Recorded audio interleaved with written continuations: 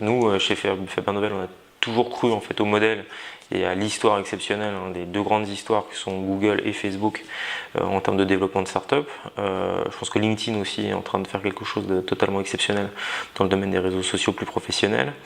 Moi, je pense qu'une des grandes tendances du moment, elle va être un tout petit peu décevante, désolé, c'est le retour au basique. C'est que je pense qu'on va revenir pour quelques temps au moins, c'est la crise, il y a une recherche de performance, il y a une recherche, on va peut-être un peu moins rêver, on va peut-être pas un peu moins parler de réalité augmentée, de fonctionnalité, on va être un peu moins dans le wired et un peu plus dans le business.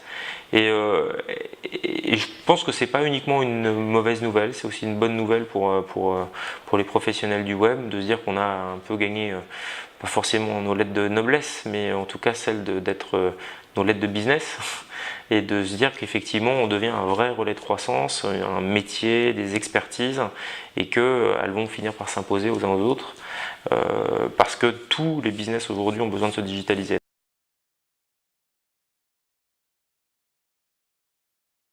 Faber Novel, c'est un moment un peu particulier parce qu'on arrive à 10 ans, ce qui est un bel âge. Je me dis souvent que j'aurais pas imaginé d'en arriver là, mais je vous dis aussi franchement que je ne me contente certainement pas d'en être là. Donc c'est un sentiment qui est celui d'être plus tout à fait une start-up, puisque maintenant on a 10 ans, c'est un moment où on a plein d'histoires différentes à raconter, avec une obsession et une vision qui est celle qu'on a depuis le départ, qui était de créer une activité qui était une activité double, une activité qui était une activité de service, de design, de conception, des stratégies, de design, de conception de stratégie, mais aussi de réalisation, le Faber qui est très important, le fait de réaliser des projets innovants, et de l'autre côté une activité qui doit être une activité plus capitalistique, donc qui n'est pas une activité de service, de création de nos propres projets et d'investissement dans des startups auprès d'entrepreneurs. Ça a plutôt bien marché. On est aujourd'hui uniquement sur Faber Novel et Applidium un peu plus de 60, basés à Paris, à San Francisco, à New York et à Moscou. On est rentable depuis la première année. On a à peu près investi on est comme ça, participation filiale dans pas loin de 25 sociétés aujourd'hui.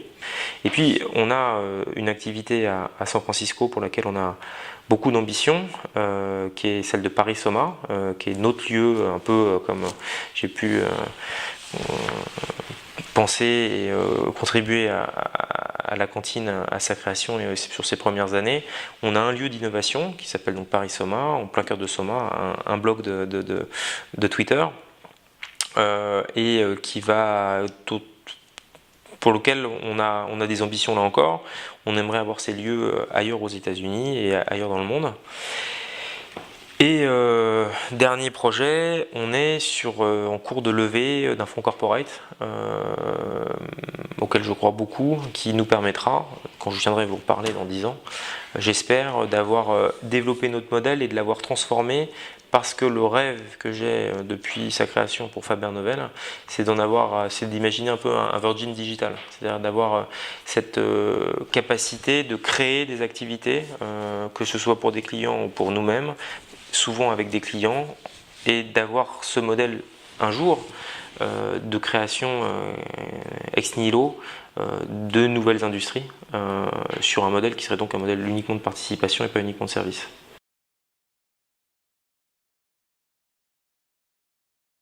Je suis heureux d'être entrepreneur et d'être, j'allais dire, multi-entrepreneur. C'est-à-dire que je crois beaucoup à cette matière. Une de mes grandes fiertés chez Faber Novel, c'est quasiment l'intégralité des personnes qui ont pu quitter, heureusement ou malheureusement, Faber Novel sont devenus entrepreneurs en quittant Faber Novel. Il y a très peu de personnes, ça se compte quasiment sur les doigts d'une main, qui sont partis pour un CDI. Donc être une école d'entrepreneurs, c'est quelque chose qui me plaît. Et puis je pense aussi pour deux raisons que c'est essentiel de s'impliquer dans l'écosystème. Être entrepreneur, c'est beaucoup de frustration, c'est beaucoup d'attentes, c'est beaucoup de, voilà, ça se passe jamais aussi vite que ce qu'on imagine. On a la possibilité, quand on s'implique dans l'écosystème, je pense, de pouvoir apprendre et se développer à un autre rythme et de devenir un meilleur entrepreneur. Donc c'est voilà, moi ce qui explique mon attachement à cet écosystème qui, je le dis souvent, est un écosystème que j'aime parce que je trouve que les gens sont plutôt gentils et ouverts, sans doute plus qu'ailleurs.